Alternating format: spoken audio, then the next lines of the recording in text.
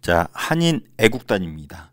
애국, 나라를 위해서 폭탄을 던진 조직이 있었습니다. 누가 만들었냐면 선생님이 제일 좋아하는 사람 중에 하나인 김구 선생님께서 만들었어요. 폭탄 던지는 조직이야. 왜 만들었냐면 그걸 이해하기 위해서 대한민국 임시정부 우리 배웠죠. 거기에서 우리 앞에 배울 때 국민대표회의라고 배웠습니다. 임시정부가 어디서 시작했나요? 외교활동하기에 유리한 상하이에서 시작을 했었죠. 하지만 국내에서 어떤 독립운동 자금이 필요하잖아. 그래서 만든 것이 연통제라든지 교통국 같은 게 있다고 했어요. 근데 일본이 이거 발각을 하면서 돈줄이 막히죠. 그래서 돈이 없어. 경제적으로 어려워. 또 어떤 일이 있었어요. 우리 독립운동가들끼리 싸웁니다. 빨강이랑 파랑이랑 싸우고, 그리고 또 외교론자랑 또 무장투쟁론자랑 또 싸우죠. 이런 상태에서 또 누가 등장하냐면 우리 이승만 대통령이 편지를 썼죠. 누구한테? 미국 대통령한테 편지를 씁니다. 대통령 각하, 우리 대한민국, 우리 한국이란 우리 조국이 있는데 불쌍합니다. 일제가 지배하고 있는데 일제로부터 구해서 국제연맹이 대신 통치해 주십시오. 그래서 미국 대통령한테 국제연맹이 대신 통치해달라고 하는 위임 통치 편지를 씁니다. 요거 때문에 이승만을 신처가 아주 욕했잖아. 이완영은 있는 나라 팔아먹었지만 이승만 요 새끼는 없는 나라만 팔아먹었다 하면서 임시정부가 아주 시끄러워. 돈도 없지, 지들끼리 싸우지. 이승만이 이렇게 해가지고 미국한테 국제연맹 통해서 대신 통치해달라고 그러지. 막 욕하고 있지. 그래서 아주 어수선합니다. 이런 분위기 속에서 야, 셧더 마우스, 입 닥쳐, 다 모여라 해가지고 독립운동가들이 다 모여서 회의를 합니다. 이 회의가 국민대표 회의였었죠. 하지만 우리 배웠다시피 두 파로 쪼개지죠. 창조파, 개조파. 창조파는 야, 임시정부 더 이상 안 돼. 뽀개버리고 다시 만들자. 이쪽은 아니야, 어렵게 만들었으니까 좀 개선해서 가자. 서로 싸우다가 끝내 결렬. 그래놓고 다 뛰쳐나가죠. 그래서 상하이에 있었던 수많은 독립운동가들이 국민대표 회의가 결렬, 성과 없이 끝나면서 다 만주, 미국 다 도망갑니다. 그래서 임시정부가 침체에 빠져. 다 도망가고, 그나마 임시정부에 남아가지고 눈물을 흘리면서 임시정부에 이끌었던 사람이 누구냐면 우리 김구 선생님이에요. 우리가 임시정부 하면 이승만보다 김구를 더 떠올리는 이유가 남들 다 떠났을 때 쓸쓸한 임시정부를 이끌었던 사람이 김구이기 때문에. 김구가 얼마나 불쌍했냐면 밥도 제대로 먹을 수가 없었대. 돈도 없고 제대로 된 시설도 없었기 때문에 하루는 저 집, 하루는 저 집. 우리 동포들 있죠. 동포들 집을 전전하면서 밥을 빌어 먹었대. 거지처럼. 하도 밥이 없어가지고 맨날 김 9박스 들고 다니면서 연탄범 피워가지고 김을 모락모락 키워서 김을 많이 먹었던 사람이 우리 김구. 김 9박스를 들고 다녔다고 하죠. 그래서 김구. 넘어갈게요. 자, 그래서 김구가 침체에 빠진, 밥도 제대로 못 먹는 임시정부에 활기를 넣어주고 싶은 거야. 난 더 이상 김 먹을 수가 없어. 뭔가 개선점이 필요해. 그래서 만든 조직이 상하이에서 1931년에 만든 한인 애국단입니다. 그래서 폭탄을 던져서 좀 분위기를 전환하고자 만든 조직이에요. 그래서 두 명의 영웅이 등장합니다. 이봉창, 윤봉길. 먼저 이봉창이 등장을 해요. 원래 이봉창은 국내에서 활약을 하다가 일본으로 돈 벌기 위해 갔는데 거기서 한국인이라는 이유로 차별 대우를 받아요. 그래서 화가 났어. 한 번은 일항이 즉위식을 한 데서 갔더니 너 한국인이지 해가지고 쫓아냈나 봐. 그래서 열받아가지고 카톡을 검색해봤더니 독립운동가 김구가 잘 나가고 상하이에 있대. 그래서 상하이에 있는 김구를 찾아갑니다. 김구 선생님, 저는 이 지상에서, 지구에서 맛볼 수 있는 쾌락은 모두 맛봤습니다. 그 이상의 쾌락을 맛보고 싶습니다. 천상계의, 하늘계의 쾌락을 맛보고 싶으니까 저한테 폭탄을 주십시오. 그러면은 실수 없이 일본 천황을 죽이겠습니다. 처음에는 김구도 이 이봉창을 의심했었대. 행색이 일본인처럼 생겼고 일본어를 잘한단 말이야. 그래서 일본이 보낸 첩자가 아닐까 고민을 했는데 말하는 거 보니까 아니거든. 그래서 폭탄을 준비해서 줍니다. 그래서 이봉창이 도쿄로 가요. 그리고 일항 마차가 지나가는데 폭탄을 던졌는데 하필이면 실패했어. 그럼 나 같으면 도망갈 것 같은데 도망 안 가. 왜냐면 일본 애들이 폭탄이 터지니까 범인이라 해서 잡아서 막 두들겨 패거든. 근데 이봉창을 잡은 게 아니라 이봉창 앞에 구경하던 애를 엉뚱하게 잡아다 막 두들겨 패고 있는 거야. 그래도 나 같으면 도망갔는데 이봉창은 자기 대신에 누군가 죽게 생겼잖아. 그래서 어이 일본 come here, 내가 범인이요 해가지고 스스로 체포당합니다.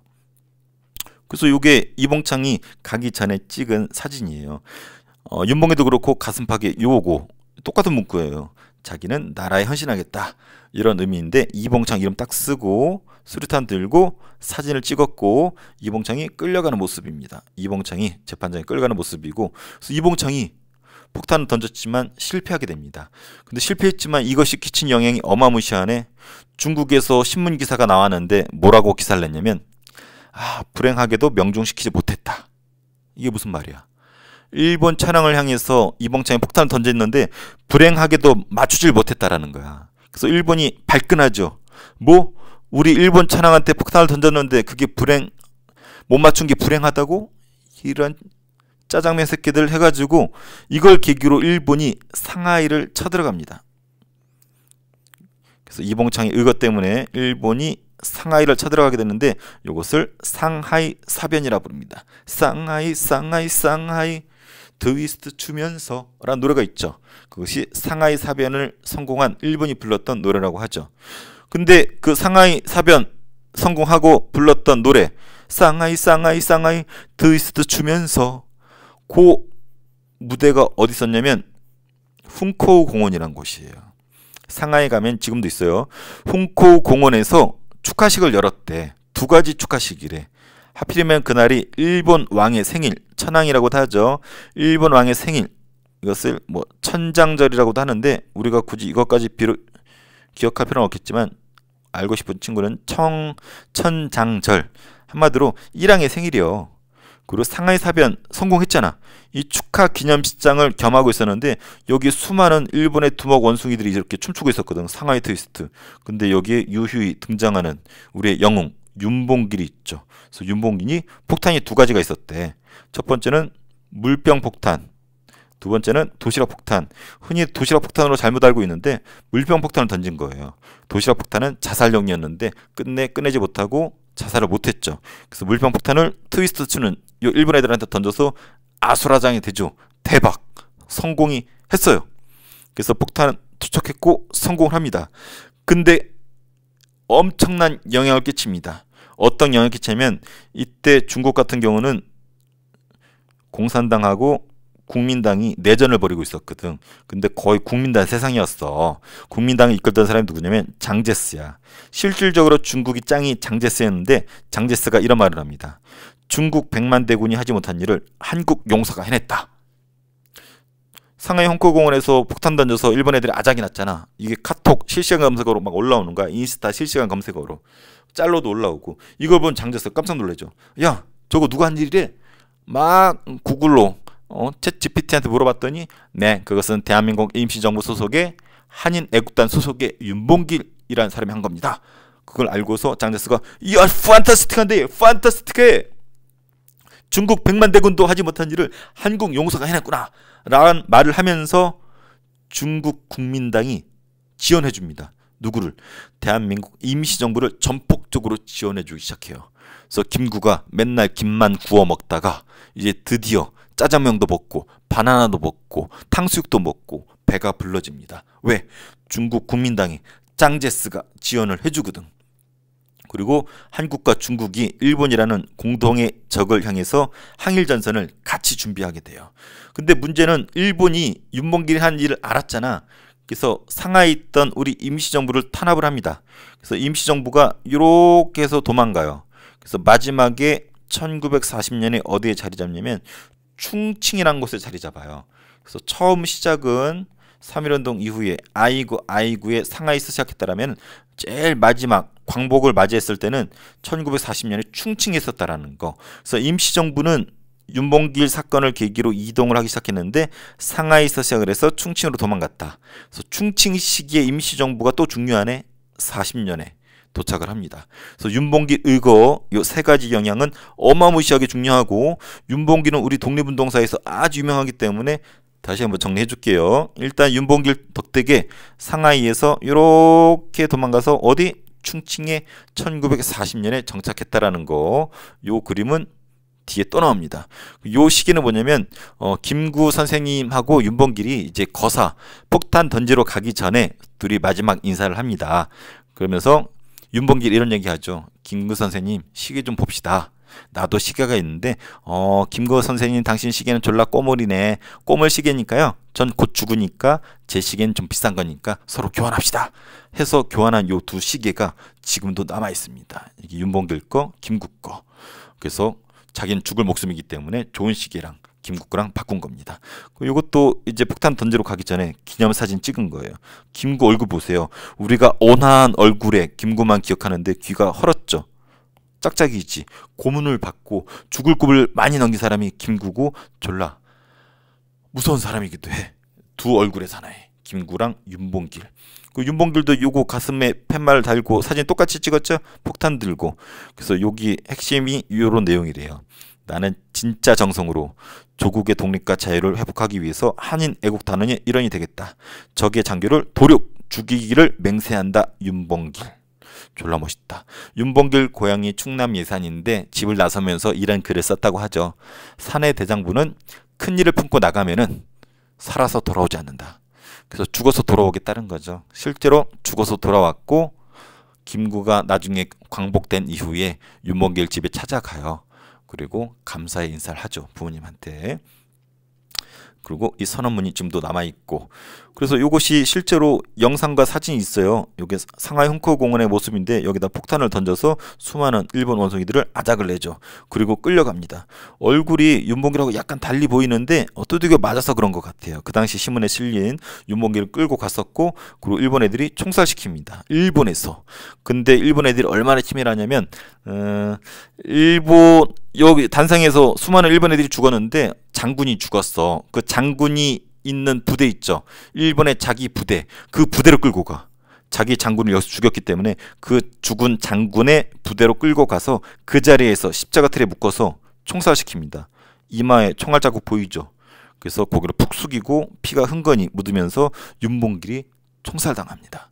그리고 어디다 숨겼는지도 몰랐어. 근데 김구가 나중에 해방되고 나서 윤봉길 뼈 찾아오라고 요구를 합니다. 그래서 일본에 있던 우리 독립운동가들이 찾아와요. 근데 어렵게 찾았어. 어디다 묻었는지 알 수가 없는 거야. 군부대에 묻은 건 알겠는데 나중에 수소문해서 알아봤더니 막 숨기더래. 그 묘지를 지키는 관리인이 마지막에 막 불도저로 막 밀어버린다고 막 협박했더니 알려주더래. 그래서 땅을 파보니까 윤봉길의 이제 머리카락과 입었던 양복 같은 것들, 구두 같은 게 나오면서 요게 그 현장입니다. 요 십자가 틀 보이나요? 이렇게 십자가 틀. 이게 지금 옆에 있는 요 십자가 틀이야. 그래서 윤봉길 유해라 그러죠. 뼈를 찾아서 우리나라로 가지고 오지요. 그리고 서울에 효창공원이라고 있습니다. 여기에 묻습니다. 근데 여기는 이게 3명의 의사를 묻은 묘역이라고 해요. 여기 이봉창, 윤봉길, 여기 백정기라는 사람인데 하나가 또 있어요. 근데 여기는 묘비가 없죠. 가짜 무덤이야. 안중근을 뼈를 찾아다가 여기 묻어서 똑같이 편말을 세우려고 그러는데 못 찾아왔어요. 일본이 안중근 뼈를 어디다 숨겼는지 알 수가 없게 해놨어. 한국과 중국에 그렇게 찾으려고 그러는데 또 북한도 찾으려고 그러는데 일본이 꼭꼭 숨겨놔서 찾을 수가 없습니다. 그래서 이 3명의 영웅이 여기 있고, 이것이 효창공원이고, 어제네요. 어제 기사가 이게 방치가 돼서 제대로 관리가 안 되는 거야. 국립묘지가 아니고 공원이기 때문에. 그래서 이것을 국립공원으로 만들고 했더니 이 지역 사람들이 땅값 떨어진다고 반대하고 난리래야. 안타깝습니다. 요거는 뭐냐면 미국의 미주리함이라는 건데, 요 앞에 누가 있냐면 2차 대전의 사령관이었던 메가더 장군이 있어요. 그래서 요 사람이 일본의 외교부 장관인데, 이 사람이 조그만 보트를 타고 일본의 큰 군함을 올라타서 지금 지팡이 짚고 메가더 앞에서 사인하는 사진이 또 있어요. 항복 사인하러 온 거야. 2차 세계대전 항복 사인하러. 근데 이 사람이 지팡이 짚고 있죠. 이 지팡이 짚고 다리가 이거 2개 있지만 하나는 가짜야. 의족이라고 그러죠. 다리가 하나 없어. 어디서 이러냐면 윤봉길이 던진 이 폭탄에 의해서 상하이 이 공원에서 다리를 하나 잃은 사람이 훗날 일본의 패망 사인을 하게 됐는데, 메가더 앞에서 사인하는 요 사람, 윤봉길 작품이라는 거죠. 이게 영화 암살의 묘사가 되어 있습니다. 그래서 마음이 아픈 게, 윤봉길 하면은 자기가 거사를 치르기 전에, 거사 치르면 죽는 게 거의 100%잖아. 자기 아들이 둘이 있거든요. 아들 둘한테 편지 쓴 게 남아 있습니다. 이름이 모순과 탐. 너희도 만일 피가 있고 뼈가 있다면 반드시 조선을 위하여 용감한 투사가 되어라. 태극기 깃발을 휘날리고 나의 빈 무덤 앞에 찾아와 한 잔 술을 부어 놓아라. 아버지 무덤 앞에 와서 술을 부어라 이거지. 아빠는 참고로 진로 참이슬 오케이 해가지고 술을 따라 달래. 그리고 너희들은 아빠 없음을 슬퍼하지 말아라. 엄마가 있지 않느냐. 엄마의 교양으로 성공한 사람들이 동양 서양에 많다. 맹자가 그러했고 프랑스의 나폴레옹이 그러했고 미국의 발명가 에디슨이 그러하다. 바라건대 너희 어머니도 그런 훌륭한 자식을 둔 어머니가 되게 하고 너희들도 훌륭한 사람이 되어라. 쩔지 않아? 난 이 편지 보면은 대단한 것 같아요. 이때 윤봉길 나이가 찾아보니까 23살이래. 참 선생님 반도 못 살았던 사람인데 대단합니다. 존경합니다. 알아두세요. 눈물 나. 자, 그래서 의열투쟁 우리 앞에 배웠던 의열단 있죠? 의열단하고 비교해서 시험에 잘 나옵니다. 그래서 의열단은 앞에 있기 때문에 생략하고 한인애국단 김구가 만들었어요. 의열단은 김원봉이 만들었다라면 자 이봉창과 윤봉길 이봉창 일왕맞제 폭탄 던졌지만 실패했죠. 불행하게도 맞추지 못했다는 문구 때문에 일본이 상하이 사변을 치렀고 성공하죠. 그래서 그 축하식을 여는 훈코공원에 윤봉길이 폭탄을 들고 나와서 폭탄을 던지죠. 그래서 임시정부 이동하게 되는 계기가 되었고 중국 국민당 정부의 지원을 받게 되었죠. 누가? 장제스가 중국 백만대군도 하지 못한 일을 한국인이 해냈구나. 판타스틱한데 외치게 되죠. 그래서 윤봉길 사건은 아주 중요합니다. 문제를 풀어봅시다. 자, 김구는 침체된 임시정부 활성화를 위해 한인애국단을 조직했다. 맞죠? 이 의도를 달성했죠. 중국 국민당 정부의 지원을 얻어냈잖아. 윤봉길은 상하이에서 일왕생일 행사장에 폭탄을 투척했다. 맞죠? 물병 폭탄. 윤봉길 의거 이후 임시정부는 중국 국민당 정부의 마오쩌둥의 지원 아니죠.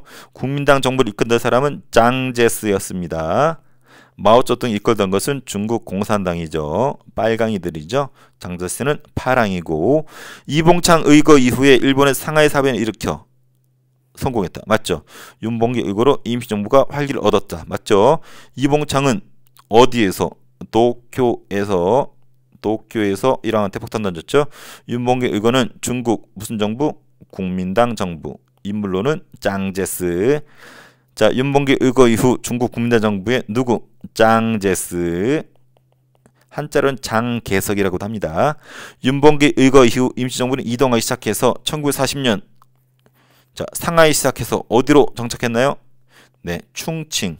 그래서 충칭이 관광지로 돼 있는데 이 임시정부가 있었던 곳이에요.